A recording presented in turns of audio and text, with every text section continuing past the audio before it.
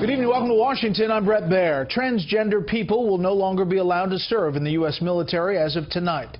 President Trump making the decision known in true Trumpian style through a series of tweets this morning, catching nearly everyone, even many at the Pentagon, by surprise.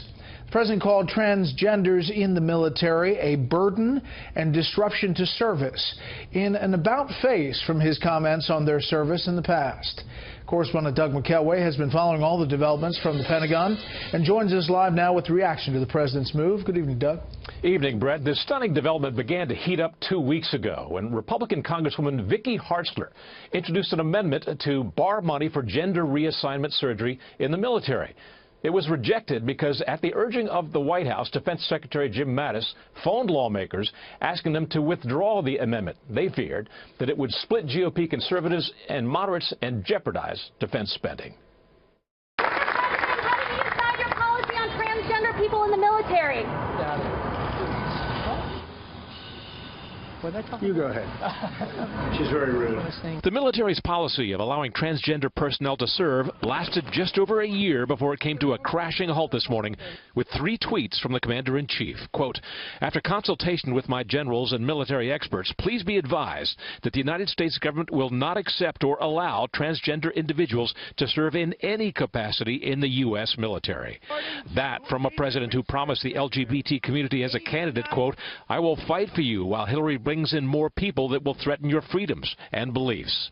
It also came as Secretary of Defense Jim Mattis was on vacation, feeding speculation he may have been out of the loop. The White House denied that. When the president made the decision yesterday, the Secretary of Defense was immediately informed, as were the rest of the national security team. During his confirmation hearing, General Mattis carefully skirted a question about the Obama policy. Do you believe that allowing LGBT Americans to serve in the military or women in combat is undermining our lethality? Frankly, Senator, I've never cared much about two consenting adults and who they go to bed with.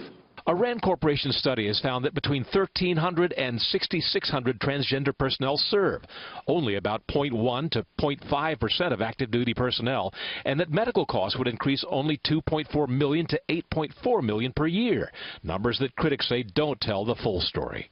Was it the right move to lift the ban on transgenders in the military? Well, again, I go back to it complicates things immeasurably. The policy required a 72-page handbook detailing a complicated array of policy changes up and down the chain of command. Ash Carter pulled the pin on a cultural grenade and tossed it into the Pentagon on the Obama administration's way out the door. Democrats and progressives vow a fight.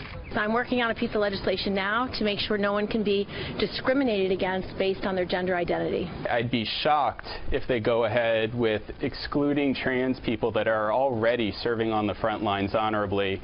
And if they try to do that, they'll have to go through us first. And that fight has already begun today. Connecticut Governor Malloy has signed an executive order ordering the Connecticut National Guard not to discriminate against any transgender people. Right? Doug McKelway at the Pentagon. Doug, thanks.